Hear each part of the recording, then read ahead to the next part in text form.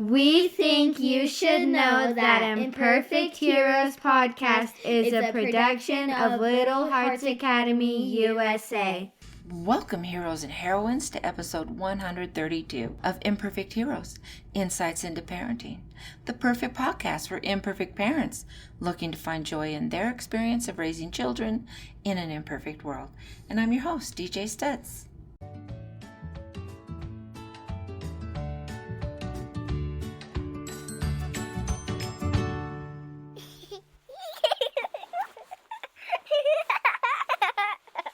Hello, and welcome to another episode of Imperfect Heroes, Insights into Parenting, where we explore the extraordinary world of parenting. And I'm DJ Stutz, your go-to early childhood specialist. I'm a podcaster, an author, and a parent coach. And there are some changes coming this year to the podcast and to my coaching business, Little Hearts Academy USA. And you will be learning more about them as the year goes on. But first, I wanted to let you know that we are adjusting our focus a little bit to be just more specific. This is something that is very close to my heart, and so we are going to be spending some time helping each other laser in on using values and morality as we work to raise independent, kind, and successful children. You will be hearing more from me on solo episodes, and I would love to have some of my listeners on the show as well, just to discuss the day-to-day joys and challenges of raising these little gifts from God that sometimes feel more like a porcupine in a balloon factory. So keep listening and share with your friends, and you'll be getting some more details if you would like to come on the show and just have a conversation with me. And I'll bet you have had times when you have wished you could just get your kids interested in something for a little while so you could finish something up. Maybe it's dinner or the laundry or just grab a quick shower. Well, my guest today has an answer for that, and it's curiosity. Have you noticed that when your kids are really curious about something, they become so very engaged? Well, being curious is more than just asking an endless array of questions. It's wanting to dive deeper and understand more. And it's up to us as parents to build and develop this life-saving, problem-solving, and relationship-strengthening skill in our children as well as ourselves. Melinda Mulcahy, don't you love that name, has been studying curiosity for over 9 years. She comes to us from Wales. Love Wales. Have a little personal connection there. And she has found that at the base of all great minds in the past and in the present is curiosity. There's so much to learn. So let's get started. Welcome, everyone, and thank you for choosing to spend the next little bit of time with Imperfect Heroes. And before we get started, I just want to let everybody know and remember that I have my new book out. It's called Roman is Bigger, and if you're interested in getting it, it's a children's book. I wrote it from a teacher's point of view, so it's perfect for group settings if they're on the carpet, but it's also a great storybook for parents. But it's about the importance of vocabulary and how knowing the right words to say to express yourself really does help you feel better and bigger. And it's about this little boy, Roman, who is learning about those skills in his life. And so the link to get the book is going to be in the show notes, but you can always just get it through the website as well, which is www.littleheartsacademyusa.com. And today, we are talking about one of my very favorite topics because I think the answers to the world's problems are solved through this topic. Give me a problem and you're going to solve it through this, and it is curiosity. And so my guest today is Melinda Mulcahy. And another thing I'm very excited about is she's from Wales, which is where my heritage is from. And we've had some great conversations about Wales and our favorite things about there. It's one of the few places I've been outside of the United States. And so, Melinda, thank you for coming. And so why don't you just talk to us a little bit about what you do, and then when you're done talking about who you are and what you do, I'd love for you to just kind of express what curiosity is, because I think there's what people think it is. There's that dictionary definition, but then there's the reality of what it truly is. So let's go with there. Well, thank you so much for having me. I'm so excited. And I am really, really impressed about your book. So let's start with that, because language is so important. So important. And I actually think if you can get the language right, the language that you just articulate out of your mouth, but what you say to yourself makes such a massive difference and will significantly impact your life. So that's the first thing. And I really believe that just by tweaking your language, little tweaks, using curiosity, questioning if that is the right way to speak to yourself, if you're talking to yourself in a language that the brain understands, then that will really improve your life. So that's the very first thing. So let's talk about language, because that's such a big subject, and I'll try and keep it as simple as possible. But curiosity has always been known as a bad thing, right? And yet, when we look at the dictionary's definition, an interest or a desire to know, learn, or explore. Now, since I've been looking into curiosity, I firmly believe there's a lot more involved in just that little concept. For instance, if you want to begin to feel, you need curiosity. If you want to make an inquiry about something, you need curiosity. So there are many, many aspects. Observation is one. If you want to be mindful, you need to be curious. In fact, so far, I've actually identified over 70 benefits for curiosity. Wow. For instance, let's look at happiness. You cannot be happy without a degree of curiosity. So what's really going on there? Let's look at that in more detail. We have a particular caveat that we all adhere to in our life, and that caveat is the measurement of risk over reward. The brain is constantly measuring. We don't even know that we do it. It's so fast that we have no idea that we're doing it. And yet, just highlighting this, you'll begin to realize that we are doing it. In fact, you're doing it right now as you're listening to this. Your brain is constantly measuring this risk over reward. Now, what's going on is that majority of the time, the risks outweigh the rewards. And you can even just look at the way that we say it, risk over reward. When what we need to start doing is, because we're no longer having to survive anymore, we've surpassed the concept of survival. And so we need to start turning that around. And how do we do that? By using language. So language plays a massive part in the equation of risk over reward. There's lots of things going on within this process of thinking. I use the word process because it is a phenomenal process. When you are thinking, you are going through lots and lots of bits of information, bits that happened in the past, bits that happened when you were 2, bits, arguably, some may say that even bits that happened in your ancestors' past. So here's a really, really mind-blowing thing. We have been developing since the Big Bang. That's it. We have. You and I have taken since the Big Bang to get here. How mind-blowing is that? So we need to really look at these processes that we take for granted. And what's going on is that we're assuming all this information, we're assuming we think we know.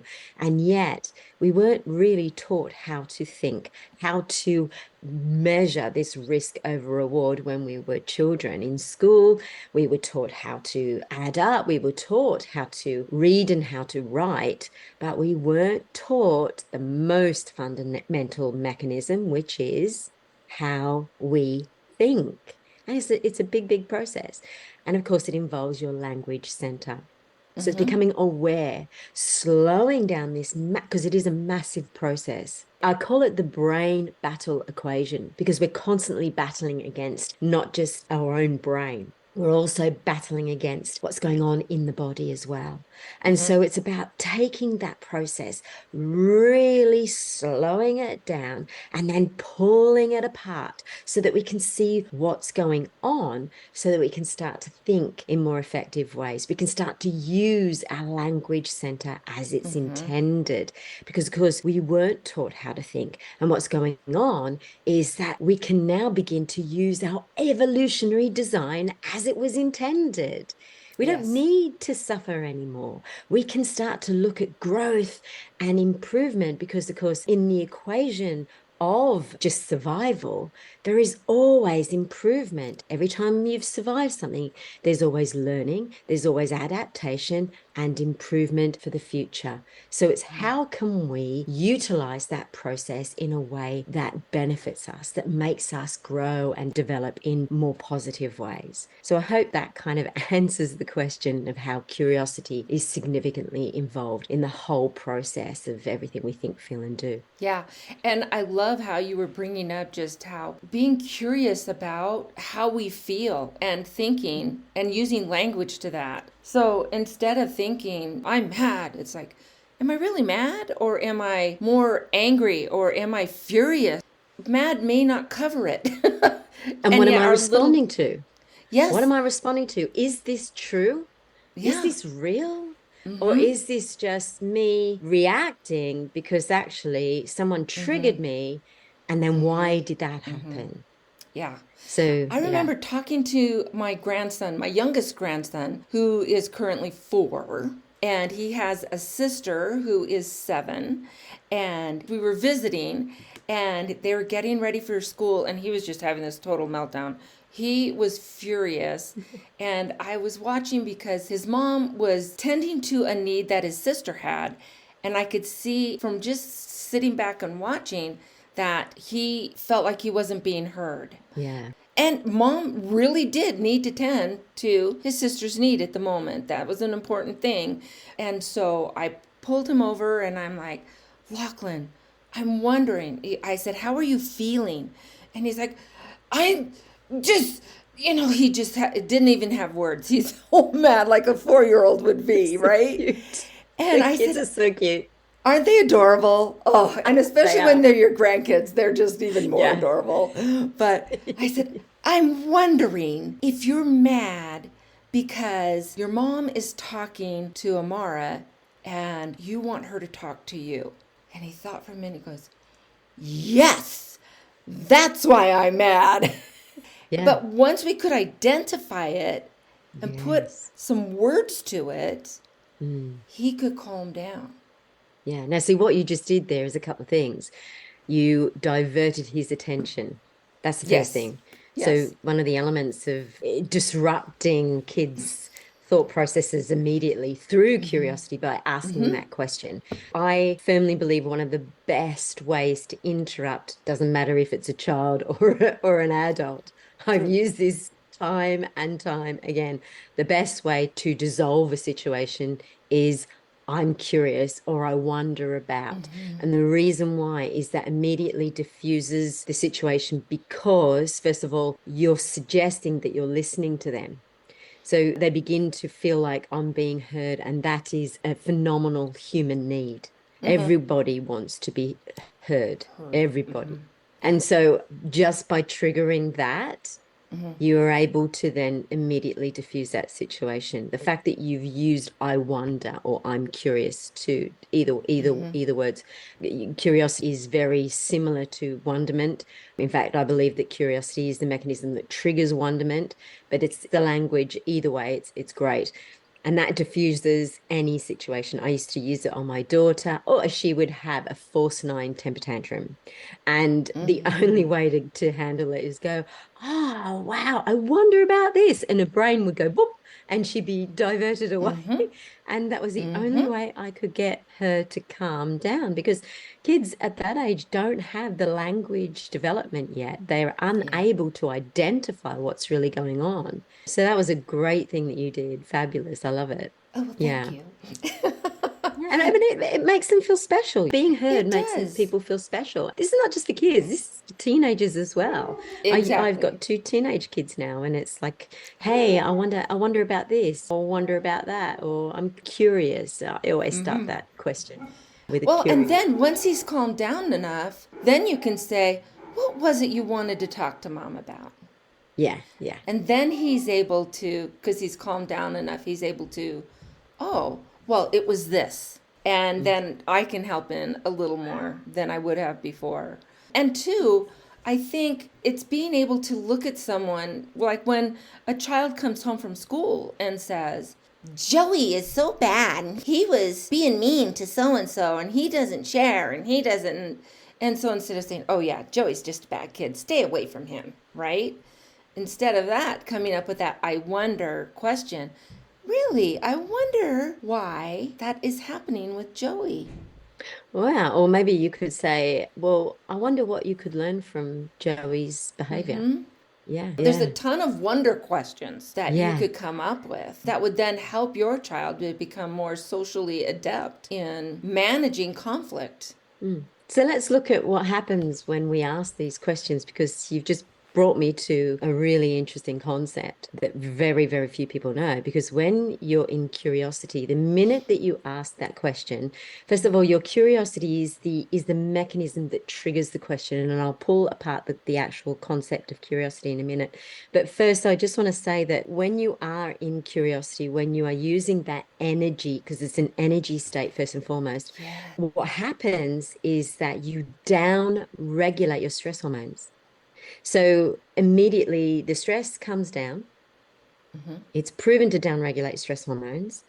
And then you're able to engage your neocortex part of the brain. Now, obviously, I know that a child's neocortex is not fully formed at that point, but that doesn't matter.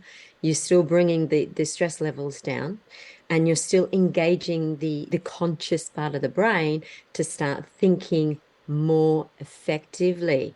And that is vital. And when you do that, you also can improve resilience for the future. So there's a number of effects, physiological and neurological effects that curiosity has and has been proven, for instance, to reduce risks of dementia. So there are real studies now proving the impact of curiosity for your physical health and your neurological health being the brain health. Now, if we were to look at a question, let's break that down, because it's really important that people understand this. Every day we ask, what do I want for dinner? And isn't it interesting when we ask that question, how we just naturally go through a process of, well, let's look in the fridge, let's look in the cupboard, and so on and so forth. We assume. And yet within that question is infinite potentiality. So what is infinite potentiality? It goes beyond potential. Potential meaning that you know what is available to you. Potential is when you know what's available to you. Potentiality is everything else. All right? When we ask that question, there are 3 parts to that question I'm going to go into in a moment. But what that question does is opens up potentiality, but only if you're conscious of it. And that's the difference. So what's going on is that 95% plus of the time, we're in this state of assumption. We assume everything. We're in automatic mode. And so the questions that we ask, if you want to change things, the questions that you ask, first of all, are really, really important. But what's also important is engaging your neocortex part of the brain, which is your conscious brain. And the reason why is because this is the part of the brain that's able to rationalize much more. So let's look at that question. What being a question? So what, why, how, where is the mechanism of a question? Okay. And that is very, very significantly linked to curiosity, because most people say that curiosity is questioning, but it's only one part of curiosity. The next important part is what do I want? So want is your desire. And this is the mechanism for interest. If you're interested in something, you're desiring something, you're wanting something. Now that is a mechanism that triggers these feel-good hormones that feel good. So this is dopamine. Now we're involving the neurochemical of dopamine. Let's just look at dopamine for a minute, because dopamine was always associated with the reward. It was known as the reward chemical. But actually, new science shows that it's the promise of reward, not the reward itself. So you do not get a hit of dopamine. And dopamine is a feel-good mechanism that can really drive you forward. But the reason why people are stuck on their phones, doom scrolling, is because they're getting hits of dopamine, and it keeps them there. So that is the negative side of curiosity. There's always polar opposites. There's always good, bad. There's always good curiosity and bad curiosity. That to me is the doom scroll, is the negative side of curiosity. And so when we look at this concept more, we realize that we're stuck in this loop. Your body starts to become addicted to that. And that's something that really you need to break as soon as possible. So whenever you notice, if you're kind of over scrolling or overdoing anything for that matter, then it becomes an addiction. And there's a lot of science on this. Andrew Huberman talks about this on his podcast, and this can significantly disrupt our whole being. And we get more angry, so there is a lot of negative elements that are involved in too much dopamine, because we're not using dopamine in the way it was intended, which we're coming to the next part now. So what is it intended for? I said to you, dopamine is now the promise of reward. So what is the reward? That's the goal. So what's going on in that question, going back to that question, what do I want for dinner? Dinner is the goal. All right. Okay. Yeah. Excellent. So this is quite lengthy, but I just want to make sure that we're understanding this whole process, because when you begin to understand curiosity in this way, you can then use it to your advantage. You can capitalize on it, which is amazing, because this will give you the edge in life. I guarantee it. So what's going on is now you have the feel-good hormone of dopamine working for you to reach your goal. Your brain is wide open. Your stress hormones are down, so you don't have to feel the fear and do it anyway. Yeah. Fear response is down. You've now got your dopamine working for you towards your goal. And it's as simple as that. You can ask yourself any question, and your brain is a faithful servant. It will do its very best to find the answer for you, or something like it. And so you can ask this question. You can ask your brain at any time if you want to find the answer. The question is, what is the kind of question that you're asking? Which we go back now to your concept of language, which is key. So beginning to understand how we can use language to power us towards what we want, or something even better, your goal. So going back to now looking at a really, really, really good question. I think a killer question for me, the best question you can ever ask, this tops any question ever. And this is, how can I improve this? That's it. How can I improve this? So it doesn't matter what situation you're in, your brain will go, oh, I need to improve it. But if you're saying, I've got bills to pay, how am I going to find the money? You're never going to get there. And you will notice if you ask the wrong questions, when you become aware, your brain starts to go in circles and it becomes quite frantic. And that's what happens in stress. But when you're in curiosity, by asking the right question, you cut through all that. You cut through all that negativity, and your brain just goes, oh, okay. Your body goes, this feels good. And you start looking then for the positive, how you can improve it. And there's no better question, I guarantee it. Once you start using that question, it is epic, I tell you now. So even when you're with your kids and you might be in a difficult situation, a really great thing to start with, well, I'm really curious, how could we improve this? Or how could we learn from it? But always, how can we improve? Sure. And to me, that it's just amazing. You'll watch magic with that, I tell you. Oh, trust me, I believe that with all my heart. I've used Yeah. it in my classroom with my Brilliant. kindergartners Yeah. and turning it over to them. For an example, I had someone that was a specialist and she needed to run an activity in a classroom. She asked if she could use mine. I'm like, oh, of course. And the principal was in my classroom observing her. And I had a little boy who was just known for doing his thing and struggling with keeping his attention. And where he sat, he was near just a pocket chart, that had some little things in it. And he was so enthralled with this pocket chart. He was struggling with paying attention to what was going on.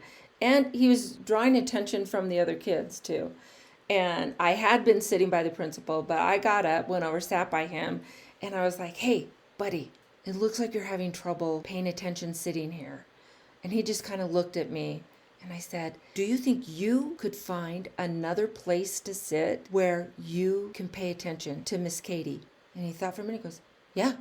And they're just little squares with numbers on them. I called them sit-upons. And so I said, can you take your sit-upon and move it to where you think you can pay attention? Yeah. And so then he looked around and moved it. So now he became in charge, curious, right, about where is it that I can sit. And I can be successful. He's in charge. Perfect. Yeah. And so when you move that, and I was curious too about, I wonder what he's going to come up with. Yeah. Came up with the perfect answer for him. Yeah. It was the perfect answer for him. Do you know what's amazing is just how you're able to talk to kids in that way. Wouldn't it be great if we could talk to ourselves in that way? Oh, it's so true. Have you ever heard of the theme, everything I needed to learn about life I learned in kindergarten? Yeah, that's so cool. Yeah, I probably wouldn't agree with that in the kindergarten that I went to, but they were a little tough. Oh, you just needed to be in my class. Yeah. Yeah. But again, neurally diverse kids. I mean, I'm neurally diverse. I've got ADHD, apparently. I don't buy into those sort of things. I do know that only now I'm very aware of my dyslexia. I'm quite severely dyslexic. But I always use it to my advantage. I don't buy into, I know that there are issues, there are things that are much harder for me, but overall, I've got the blessing of a mind that can start to think of bigger concepts, Yeah. Yeah. Because you look at things in a different way than the average person. Because you have that, I look at that as a blessing, honestly. Yeah. And there are a lot of blessings that come with some difficulties. But you have this great ability and opportunity to look at something from a different point of view that most people aren't going to see. And I think one of the things I always did in my work is that I would constantly go to my managers and say, but you could do it this way. This would be much better. You could improve it by doing this way. You can improve it by doing that. It used to drive them crazy. And I get into trouble with my managers for suggesting better ways of doing stuff, because I could actually see the computations in my head would be, if you did this, it'd be much, much quicker. And this comes to looking at curiosity in another way, because one of the benefits is productivity and accuracy. So when you're in a deep state of curiosity, and now obviously you're going to be seeing, as a kindergarten teacher, you're going to be seeing really pure curiosity and how they come to their conclusions so much faster with such accuracy. And again, if we could take that into the workplace, wouldn't that be amazing? But what's really interesting is just how kids develop so fast.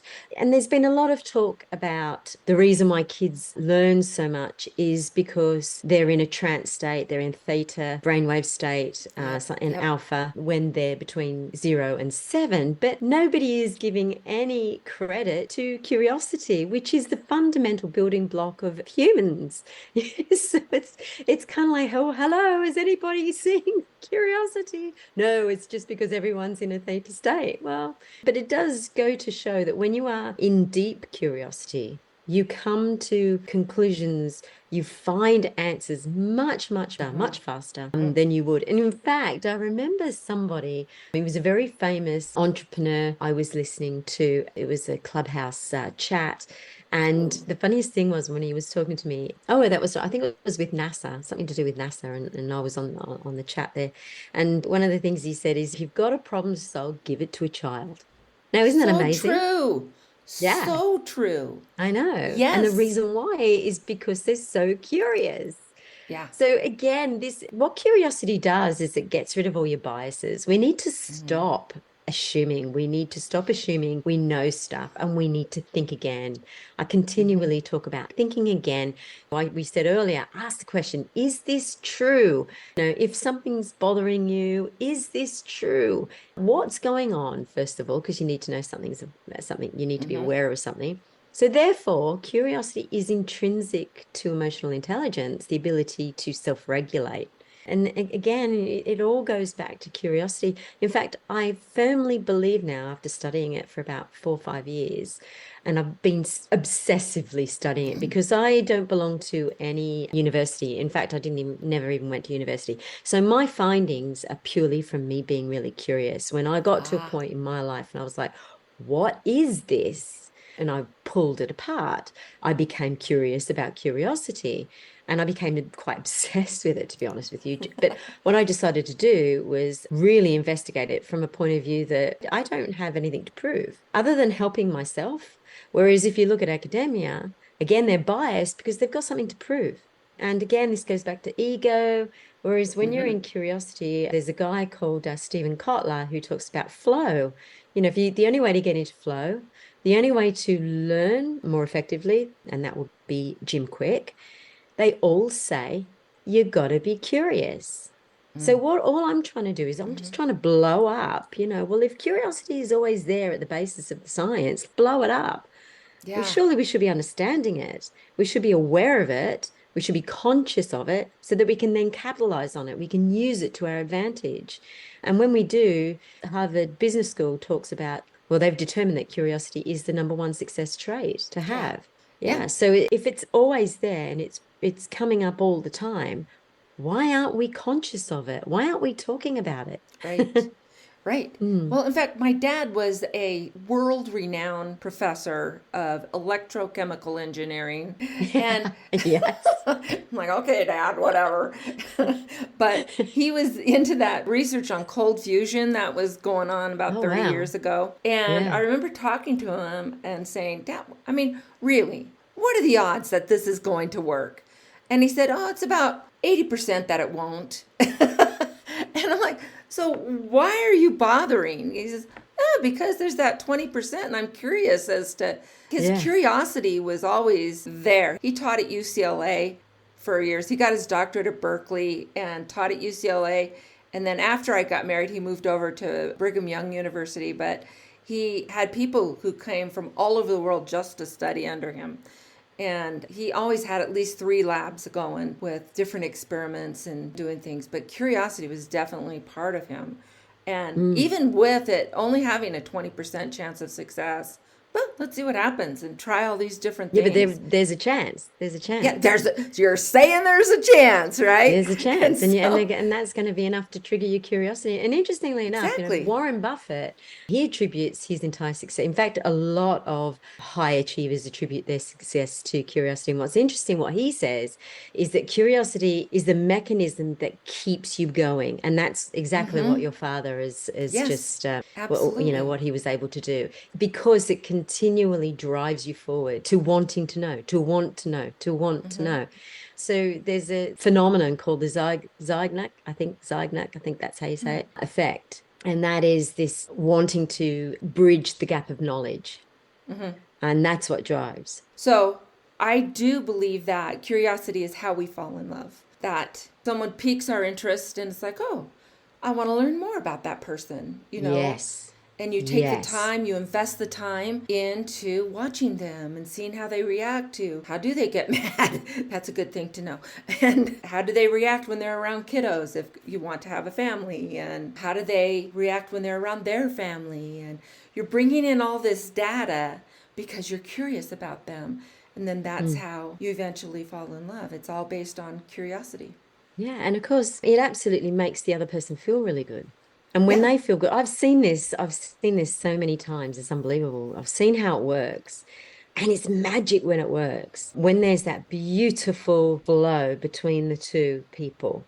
It can even happen, and this could be sort of, I don't know if you've ever been into a networking environment, a live networking environment with business, and people kind of walk into the room and you can see the introverts walk into the room and they're like that. Ugh. But the same thing applies. There's a professor, I think her name is Vanessa Van Edwards, who talks about to captivate people's attention very quickly. And of course, it's all based on curiosity. And essentially, you just need a killer question. You just need one question.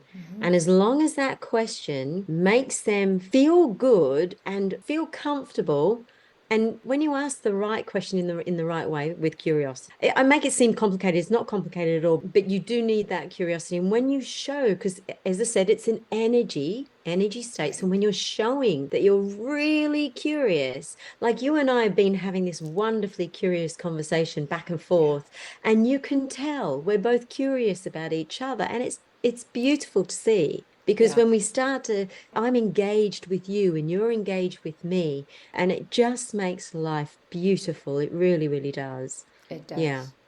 It does. Let's just talk for just a quick second about, we're so busy oftentimes, and I know we don't mean to do it as parents, but we're quashing curiosity so often with our kids. Don't climb on that, or don't touch that. So my sons are amazing too, but I'm just so surprised at my girls how I was always afraid of insects. I was always afraid, I don't want to look at it, get it away from me, kind of a thing. And they're like, ooh, what is that? They see a lizard, and I was always like, oh, lizard, ew. And they're like, let's catch it. And now, even with our phones, we have so much information. You can even like take a picture of a spider real quick. And there are apps. Is this poisonous? Is this something that's going to hurt us? Yeah. And then you know. And if it's no, we can touch it. They would put it on their hands. And their kids then are more adventurous, and they do take risks and they try more things. And I'm so proud of them for that attribute as parents, because we want them to be safe and whatever. And I get that. But how much of their curiosity are we stealing from them when they're interested in something? So my middle daughter, Rocky, her oldest, Sylvan, has a thing about ladybugs. He thinks that ladybugs are so cool. And he knows about larvae and all of this. And she got this on video and sent it to me. But she was showing, and, two ladybugs were doing what two ladybugs might do, right? And he's like, Mom, what are they doing? And she said, well, they are working together to create new ladybugs, is how she put that. And he looked and he goes, oh, that's so sweet, Aww. And so she went and bought, you can purchase like 300 ladybugs at a gardening store and let them loose. Wow. So, yeah. So she went and bought, and so she went and bought 300 ladybugs and let them loose in their backyard. And he got to document, he was like maybe 4, I don't think he was in school yet. So then he could see the larvae and documenting how they were growing. And I happened to come visit at some point, and he was telling me all about, oh, here's some larvae over here. Let me show you where they are. And then these are grown up and they have this. And he's telling me all of these things because he showed a curiosity about ladybugs, and she just fed into that. Here we go. Yeah. Let's go buy 300. It was like $6, and they had all these ladybugs in their backyard. Yeah. But I just give kudos to them for my oldest daughter, Candace. She would grab a garden snake, and hold it up for the kids and let the kids hold it. And I'm like, Candace, and that's not going to hurt us. It's just a garden snake. I'm like, it's a snake. And she's like, who cares? And but how wonderful to engage that curiosity. And what are we doing as adults to quash that so often? You can either nurture that curiosity or you can squash it. And look, let's give parents, first of all, a big whoop whoop, because it's hard going. It's really hard and it's constant. But sometimes actually what we think is easier to squash that curiosity ends up being much harder in the end. Because what goes on is that very often if you do squash that curiosity, it'll come back to bite you. Whereas if you nurture that curiosity, that will give them just enough information and they will go away with that. chances are that will keep them curious for quite some time. They'll do their own work on that. They'll do their own thinking on that. It'll keep them occupied. And then they may Yeah. come back for an occasional, oh, what about this? Or what do you think about this? And then you would just give them that little bit more of Yeah. curiosity question, and then off they go again. So it actually works out better in the end that you It don't does. quash it, Yeah. in my opinion. Yeah. Yeah. For my grandkids, the best thing that they would have is a little bug catcher that you can buy for, if you get them on a dollar sale, you Yeah. can get them for real cheap. And say, here's the bug catcher. Go. They're out for hours in the backyard, and Yeah. she could get Well, cleaning done. kids have to keep busy because they're constantly Yes, learning. they Kids have do. got great, fantastic minds. Their minds are open and they have to keep occupied. Yeah. Now, what happens on the other hand, if they don't keep occupied, that's when they get into trouble, right? Yes, And sometimes absolutely. into really big trouble. And so what's interesting is if you look at the statistics, for instance, for teenage kids who get into horse riding, teenage kids that get into horse riding, generally speaking, are really good kids. Yeah. And the reason why is because they've got an incredible hobby, which keeps them curious and occupied, curious to look after the horse, curious about their, learning, and they're learning their skills and things like that. And that level of curiosity keeps them out of trouble. So the next time, if you want to squash curiosity, just think to yourself, do you want the easy route? I always say, do you want the easy route or the hard route? Because actually the easiest route is curiosity. Yeah. I guarantee Absolutely. Absolutely. it. Yeah. Absolutely. Yeah. So, gosh, we could go on forever. I just love talking to you and sharing I these love talking to ideas. you too. Well, it's You one got of my some great favorite stories. things. Oh, thanks. I tend to go off on all my stories, but I love it. oh, thank you so much. So, anyway, Melinda, why don't you tell us about how we can get a hold of you and learn more about you, and what can my listeners and watchers do to connect? Yeah, sure. I've got a website called curiousyou.com. I'm literally just about to launch a 7-step thinking system, and that takes people Ooh. through the process of learning how to think in a way that serves them. And that involves their evolutionary design, how to understand that more effectively so that you can start living a better quality life. So that's my Curious Thinking course. I also am about to launch some tips and tricks and hacks on YouTube and Instagram, and I think it's TikTok and a few of those. So just type in Melinda Mulcahy into any of the TikToks or Instagrams, that kind of thing, and you can find me there. Sounds Easy peasy. fantastic. Yeah, sounds great. I hope everyone takes some time to check it out and learns how to embrace Get the curious. curiosity in their lives. Get curious. And that's the Absolutely. thing. I always say hashtag get curious. Absolutely. Absolutely. And so I always ask my guests the same question as we conclude things in the Ooh, podcast. question. So, so Ooh, get curious. yeah. We know that there are no perfect parents. Never has been, never will be. But how would you describe maybe a successful parent? In my experience, giving kids time. I think one of the greatest things that you can do, and it's something that I did with my kids, and I have a great relationship with my kids, is sit down for dinner and Oh, gosh, ask them yes. questions. If you just gave them that time, honestly, they will significantly improve. It's just make dinner time a great time to just get curious about each other. How was your day? What did you do? And let them talk. That's it. I Get love it. curious. And get curious. Get curious about their Then day, get what they're curious. thinking, who their Yeah. friends are, what they're doing. Absolutely. You're spot on. Thank you so much. So, Melinda, thank you so much for being a part of our program and Imperfect Heroes, and I so appreciate it. So, for those of you who want to connect with her, all that information is going to be in the show notes. And until next week, let's find joy in parenting. Bye, everyone. I don't know if you noticed it, but during our conversation, Melinda shared an incredibly powerful question. And she said the best question to ask in any situation is, how can I make this better? Now think about it. That question just embodies curiosity in action. It's not just passively observing. It's about actively seeking improvement, seeking progress. and solutions.